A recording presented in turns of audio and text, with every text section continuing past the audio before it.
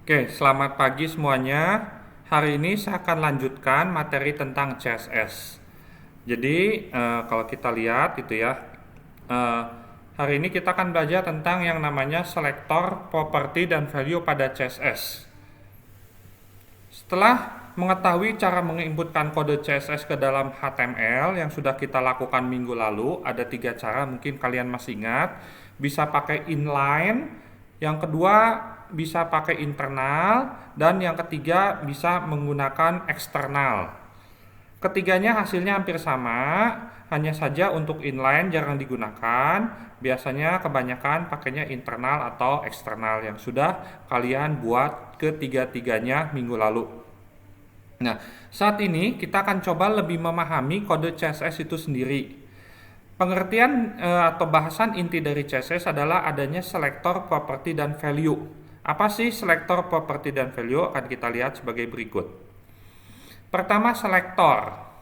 Karena kode CSS digunakan untuk mengubah atau memanipulasi dari tag HTML, membutuhkan satu cara untuk mengkaitkan, menghubungkan kode CSS dengan HTML. Ya, kode-kode HTML atau tag HTML kalian kan sudah belajar kuliah di tahun lalu waktu kuliah pemrograman web.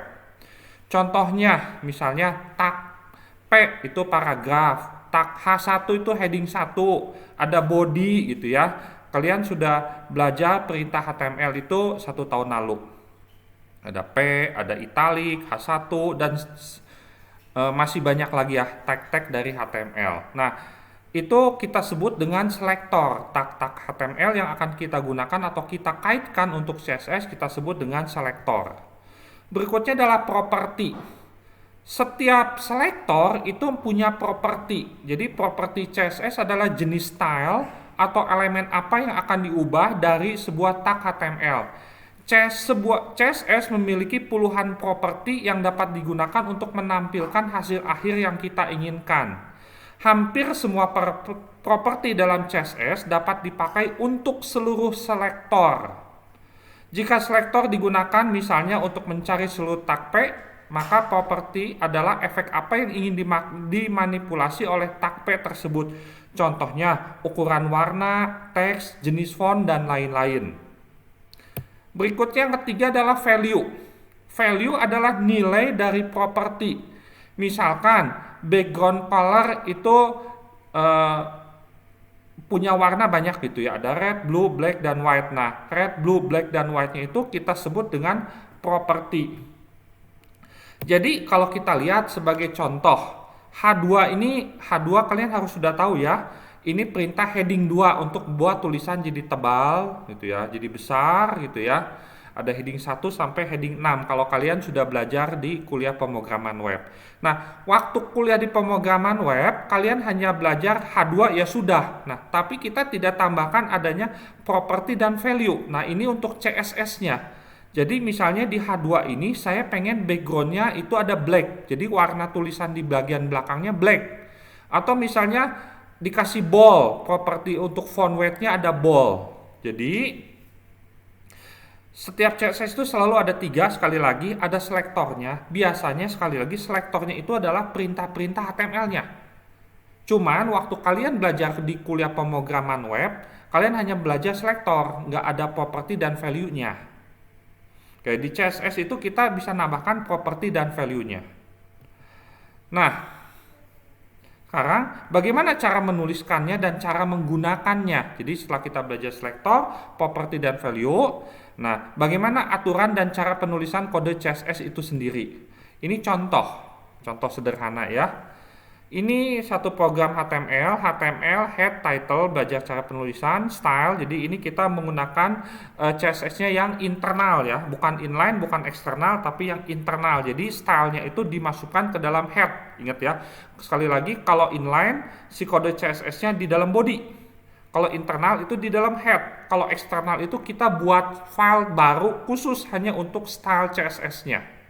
Nah, jadi karena di sini stylenya itu CSS-nya itu di dalam head, maka ini metode penulisan kode CSS-nya menggunakan internal. Kita lihat. Nah, di dalam style ini kita membuat 3 buah selektor. Ada body, ada P, H1, dan H2. Ya, ini 4 selektor, H1 dan H2. Body PH1 dan H2 ini apa? Sekali lagi kalian sudah belajar lagi kuliah pemrograman web. Body itu kan untuk keseluruhan tulisan, P itu untuk paragraf, H1 itu heading 1, H2 itu heading 2. Nah, sekarang di dalam selektor ini sekarang kita kasih CSS-nya, dikasih kode CSS-nya.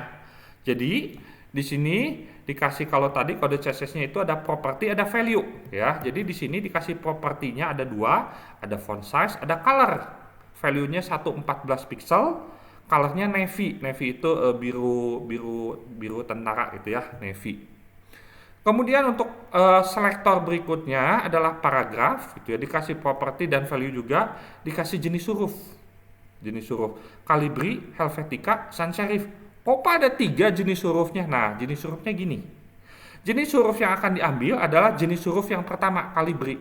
Tetapi kalau kita tidak setiap komputer yang kita install Windows itu kebetulan punya, misalnya ada satu komputer di dalamnya tidak ada font Calibri. Nah, begitu font pertamanya itu kebetulan tidak ada, dia akan mencari font yang kedua.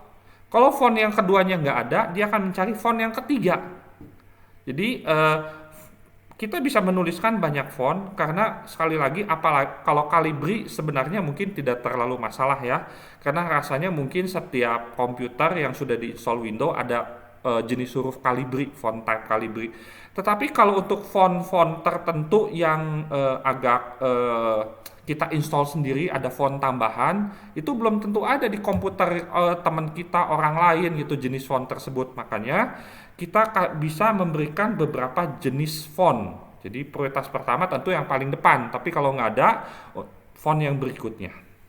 Berikutnya untuk selektor H1 dan H2 demikian pula, dikasih property dan dikasih value-nya. Nah, kalau pakai koma H1 dan H2, jadi si H1 dan H2 itu CSS-nya kodenya sama. Ada text decoration-nya dikasih underline. Ingat ya, H1 dan H2 yang asli itu kalau nggak dikasih CSS itu nggak ada garis bawah. Tapi di dalam kode CSS ini, H1 dan H2-nya dikasih garis bawah. Kode HTML aslinya tidak ada garis bawah. Tetapi kita berikan garis bawah dan kita berikan font size-nya 23 serta dikasih warna green. Aslinya warnanya hitam untuk H1 dan H2 itu. Nah, ini style tutup, head tutup. Nah, nanti di dalam kita lihat lanjut programnya, ini di dalam bodinya. Di dalam bodinya di sini ada H1. Jadi nanti di H1 ini akan mengikuti kode-kode CSS untuk H1, property dan value-nya. Demikian pula untuk H2, untuk P dan seterusnya. Demikian untuk body gitu juga sama gitu ya. Sehingga kalau kita lihat nanti hasilnya, seperti ini. Ini yang warna hijau-hijau ini green ini H1 dan H2. Ini yang paling atas H1, bawahnya H2. Sekali lagi H1 dan H2 itu aslinya warnanya nggak hijau. Dan tidak ada garis bawah, hitam aja tapi diperbesar gitu ya. Tetapi dengan kode CSS, setiap perintah H1 jadi berubah. Ada warnanya hijau, dikasih garis bawah. Sehingga dengan menggunakan kode CSS, sekali lagi loh, Pak, kalau gitu apa bedanya dengan HTML aja dikasih warna? Nah, dengan menggunakan kode CSS, kita memberikan template buat H1. Nanti setiap H1 itu selalu berwarna hijau, gitu ya. Jadi kita nggak usah menuliskan perintah warna hijau ke beberapa tulisan di dalam body. Nah, ini seperti ini tampilannya, gitu ya. Demikian kuliah hari ini. Nah, sekarang kalian ada tugas itu ya. Tugasnya tidak harus seperti ini. Kalian diminta untuk membuat tugas satu website gitu ya, satu website tentang data diri kalian, bisa cerita tapi tidak harus hanya tulisan nama, alamat, tapi kalian bisa menceritakan gitu ya. Saya dari kecil seperti apa, nanti pas lagi SMP, SD senang belajar apa dan seterusnya. Kalian bisa membuat satu website tentang data diri atau mungkin biodata gitu ya. Mungkin bukan data diri tapi biodata. Tetapi sekali lagi harus menyelipkan perintah-perintah CSS. Jadi memasukkan ke dalam perintah CSS di sini. Nah, Pak, CSS-nya body PH1 dan H2 selektornya enggak. Kalian boleh tambahkan banyak. Perintah-perintah di dalam HTML kalian kan sudah pernah belajar. Ada perintah, ada masukin gambar IMG SRC, membuat tulisan tebal apa dan seterusnya gitu. Kalian udah banyak belajar kan perintah HTML. Nah, perintah-perintah HTML itu sebagian kalian buat kode CSS-nya. Buat kode CSS-nya misalnya kalau ini H1 H2 green misalnya gitu ya. Ini P itu P-nya tidak berwarna, mungkin kalian boleh tambahkan P-nya ada warna, kasih color. Selain P ingat kan ada div ya. Nah, kalau mau pakai div warnanya beda lagi gitu ya. Jadi untuk tugas saya tidak memberikan hasilnya harus seperti apa. Sekali lagi kalian harus belajar aktif. Pak, saya bingung Pak, selektornya ada apa aja. Coba kalian browsing ke Google. Selektornya apa, value-nya apa aja Pak. Kok ada font family, ada Calibri. Oke, kalian sekali lagi tinggal googling ke internet. Selektornya itu apa aja, ada value-nya itu apa aja, itu di internet banyak. Ya, sekali lagi kita coba belajar lebih aktif. Tidak diberitahu semua oleh saya, tapi saya akan memberikan pemahaman di awalnya aja konsep-konsepnya. Nah, kalian untuk pendalamannya, gitu ya, kalian boleh selektornya tidak sekali lagi nggak hanya body PH1H2, kalian boleh tambahkan. Kemudian juga propertinya nggak harus, kalau body ada font size sama color, silahkan properti yang lain boleh. Value-value-nya juga kalian bebas, colornya apa, misal magenta atau apa, itu bebas. Oke, jadi kalau kalian sudah buat, nanti di save, dikerjakan, lalu hasilnya tolong diupload ke GC ya. Yang diupload ke GC ada 2, si codingnya dan hasilnya. Oke, sekian kuliah hari ini. Terima kasih.